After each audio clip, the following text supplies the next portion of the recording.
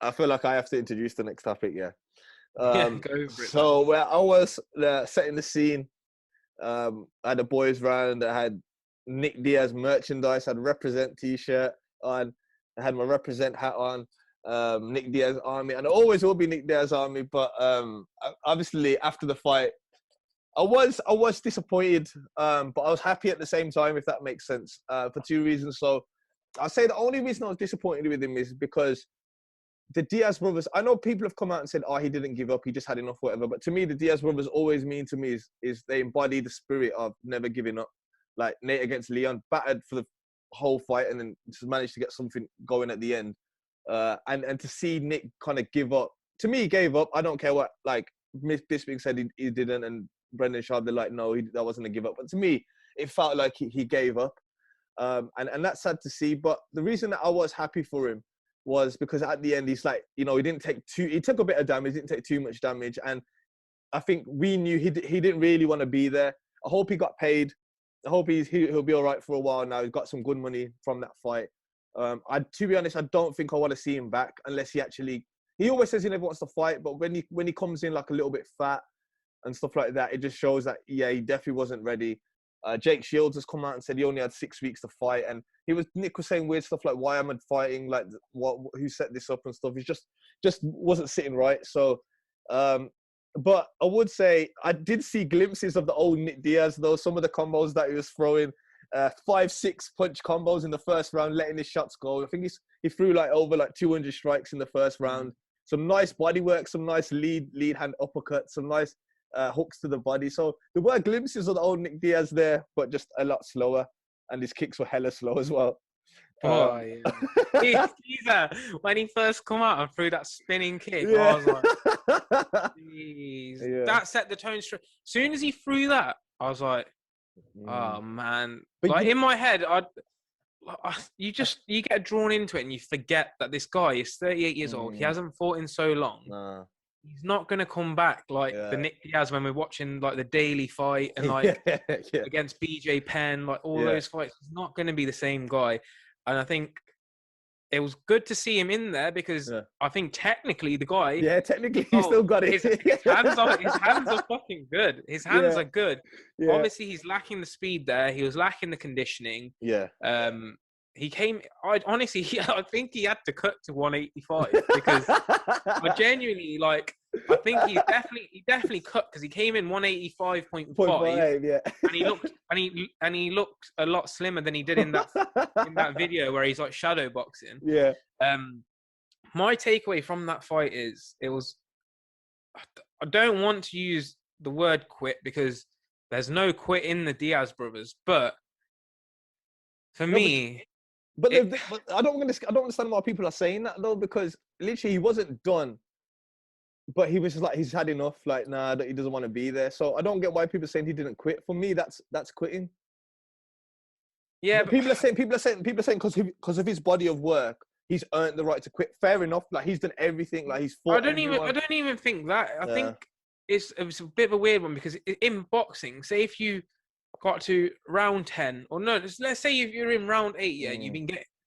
Round 6 and 7, the fight's changed, not going your way. You're not landing anything. You've nearly been knocked out. When you go back to your corner, they'll normally call it off. To be honest, I feel like after round 2, we knew what direction the fight was going in. Obviously, Robbie Lawler had the better conditioning. He came in shape.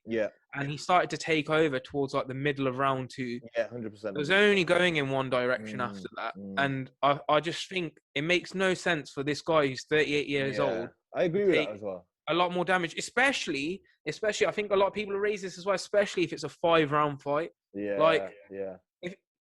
Could Nick probably have stood up and took one more round's worth of damage? But does he need to take that? No. It's a sensible decision. But it's not. Yeah, it was sensible. Do I think he could have carried on till the end of the round? He could have got up. Yeah. So in that terms, he quit. But I think it was a smart decision.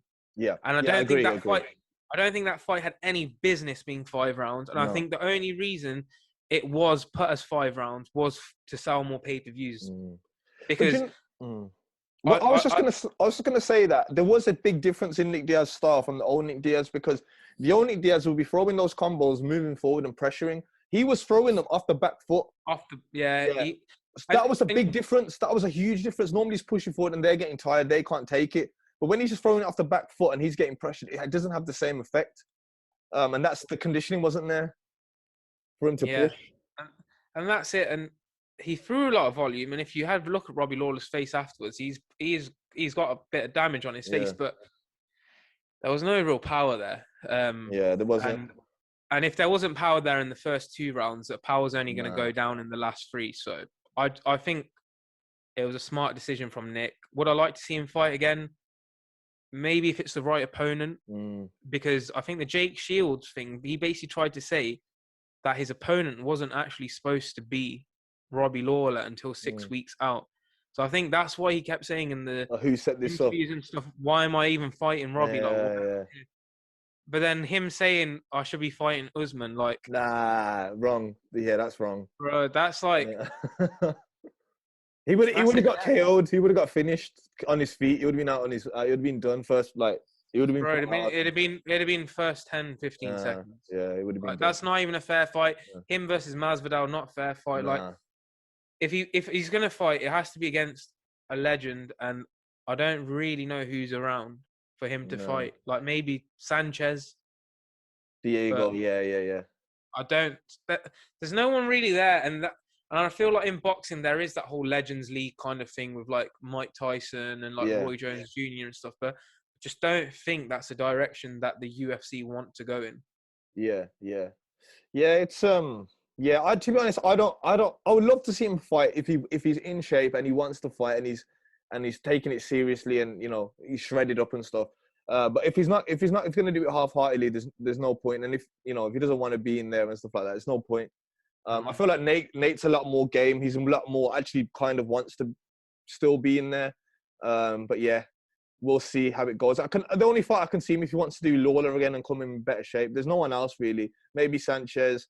But yeah, he won't. I don't think he'll want to do the Lawler fight. I mean, if like Dan Hardy or someone wants to come back and go against him, yeah, cool. But yeah, like I wouldn't want to see him get to Masvidal or anyone like that. So I think that's it. I don't think Dan Hardy will be fighting in the UFC anytime soon. Yeah. Okay, cool.